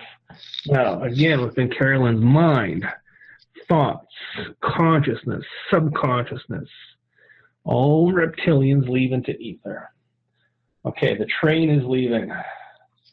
Train is leaving. How's that feeling, dear? It feels good. There's like a whole platoon of those bad boys, right? You were taking over for sure. Wow. So I have a quick question that's come up while you're doing this. Is part of the reason, I in some ways know the answer, but I'm going to have a more specific question about it. Is the reason that reptilians are such a big deal because we have a reptilian part of our brain? So it's like automatically having something for them to zero in on, right? Like, we don't have like, with some of these other entities and things that are out there, like you seem really focused on the reptilians. Is the reason that they're such a big deal for us because we have something of them inside of us that they're able to really exploit? And so the reason I ask that is because I know that the way like the human brain works is that it's very rare, that, except really only in REM sleep and a few other states, is the right and left side of the brain kind of functional and being used at the same time. If we kind of consider the mammalian brain and the reptilian brain the same way, right, that they're not really usually functioning at the same time, you're usually in one brain or the other, they sort of wait for these opportunities when you're in the reptilian brain, and then they're able to, and then they're able to sort of come in. I noticed that when I do, one of the activities that I engage in a lot is running and exercising, and that right-left motion brings both sides of the brain online in the waking state. And I have periods of much clearer thought when I feel like I have access to my highest self in a way that I don't necessarily at other times. Is part of this getting, part of this for us getting to a place where we don't have so many periods of time where we're just in our reptilian brain, because that gives us more access to us? Well, there's a few different scenarios that I found out about. One of them is Does that make sense? Did that make sense, what I just asked? It does, yes, it does. Okay, so one of the scenarios I work with is that in one of our existences, we were a reptilian. Right. When we died, we chose to reincarnate here on this planet to participate in the Ascension. Okay, so now there's a group of rebel reptilians saying, not so fast. You're not leaving without a fight. So they're causing turmoil within us, lower our vibration, so we can't do that. Okay, a lot of people are here as, let's call them star seeds, to help in the Ascension, to help people go there, and they're getting attacked in a very big way. Yeah. Okay, and there's another scenario where somebody has been chosen to fight in a reptilian war. They're a super soldier. They've been cloned, let's say, or manipulated, one of their bodies taken out and used. So through quantum entanglement, if somebody gets shot in the eye with a laser, here you get a sore eye. Okay, so there's a bunch of different scenarios that I address, but ultimately, I mean, the concepts that they developed us for slavery, for their use for food, Anunnaki kind of stuff, right? Yeah, all that stuff. I mean, it's all here and there and everywhere. So their chances of getting into us are better because, well, of course, they have the keys. Okay, they get into the firmament. Okay, so then there's one more question that comes from this, because one of the things that I do, and I think part of why I've had so much success with some of the things you've done with me, is because I'm also always working on myself. And one of the things I find to be through and through characteristics of reptilians is that they say one thing and do another, right? Mm-hmm. And so what I find is when I'm doing a good job working on myself, which means being in alignment with myself, which means making my walk match my talk, then I seem to be less open, less susceptible to some of these kinds of things. And I like the idea, for me, I love the healings and the kind of work that you do, but I also think it's really important that people have things that they can work on themselves. Absolutely. Bring themselves into alignment. And what I find is that a lot less, and sometimes it's hard because it is sometimes a daily, you have to work on it daily, and it's a struggle, and we sometimes get tired and sometimes get lazy. But when I start to slip out of alignment with myself a little bit, then these things tend to happen a little more often. And it's hard sometimes to fight to pull yourself back into alignment, but that's a really important part of this work, and that will make the difference between whether these healings are temporary or whether they're more long-lasting. Would you agree? Sure. You do have to keep the house clean. Okay. Yep. You clean it once, you're going to have to clean it again. So my affirmations are, I come down in my office here, and I'll start off my source true, my consciousness true, subconsciousness true, higher self. I'll go through this 2-minute spiel of aligning and clearing and making sure things are still in alignment, so that when I help somebody, they're getting the best that they can get. Carolyn, That's right, yeah. Do you feel that things are cleared out, or should we do another one? No, that feels good. I just have a quick question. I can't find out why my hair is falling out. I had a bioresonance, the SKIO machine. They don't see anything there, and had tests, and my diet's pretty great, and it's got me stumped. What you might want to do is increase your silica. So diatomaceous earth, food grade diatomaceous earth, a tablespoon a day for a couple of weeks will put that nutrient in your body. Your hair loves it. There used to be a shampoo as a beer shampoo. And the reason why they put beer in there, because beer is filtered through silica diatomaceous earth filters. So it gets that silica within the beer. So you use it on your hair, and that's what makes your hair look good. I wouldn't know. I don't care anyway. I was going to say. I was just going to say. Here we have hair tips from a bald guy. All right. That was actually, Carolyn, I also think the diatomaceous earth might help you with some of the problems you're having with your throat and words. What I noticed because Chris at one point many years ago prescribed diatomaceous earth for me as well. And I was having trouble with anxiety in the stomach, like a nervousness that was making me struggle to be able to put my thoughts into words clearly. And what I noticed with the diatomaceous earth was it calmed me down, it made me less nervous, and then that made me able to speak speak at the pace that the words. So diatomaceous earth is silica? Okay. It has a lot of silica within it. Okay, that's interesting. I didn't make that connection. That's very interesting. Yes, a lot of silica, but the highest you can get. So is silica, when you were talking earlier about silica, Mm-hmm. were you talking about the earth nature, our and grounding being part of the earth itself? Randy, now you're starting to get it. Little slow on the uptake, but we're getting it. It is coming back to Earth, back to Sophia, back to whatever you want to call it. It is getting back to nature, back to Earth. Yeah. And as the Earth vibration changes, right now it's at about 430 hertz. It used to be at 27. They call it the Schumann resonance. It's so high right now. When the Earth changes, we change with it. Yeah. Now, if you're not grounded to the Earth, you're not going to adjust those changes. Now you're going to experience some trouble within your health. So very important to be grounded to the Earth. Take in the Earth. We're part of the Earth. We're not just living on it. We're part of it, right? Yeah, So it's very important. Energetically, physically, mentally, everything. Yeah. All right. So you feel, Carolyn, you feeling good? I'm good. Thank you so much. You're so very welcome. Be well. My pleasure. All right. Well, this was a rockin' session. You got through everybody, and everybody seems to have enjoyed that. So what say you, Chris? Anything you want to add to what we've done here tonight? Or Absolutely. Now, of course, the work that I'm doing here is something that I developed myself through taking different courses that I found and made my own out of it. I put my own thoughts, my own beliefs, my own findings within it, and it's always developing every day.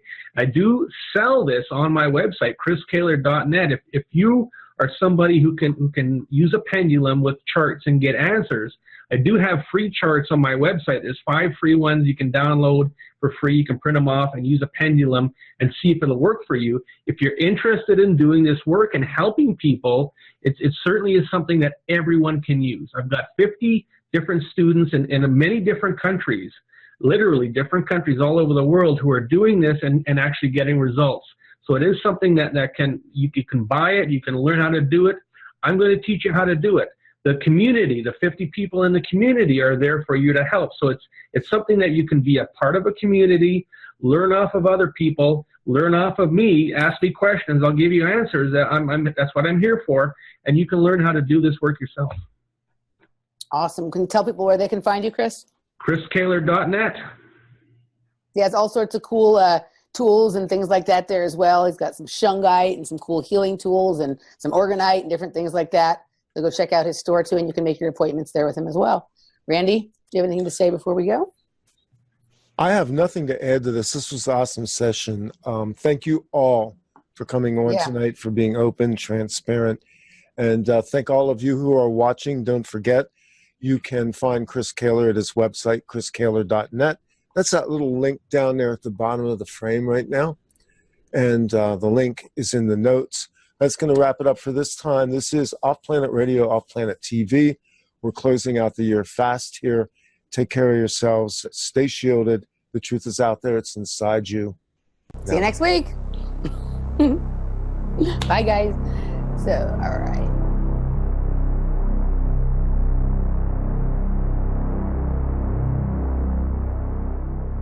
This is Off Planet Radio.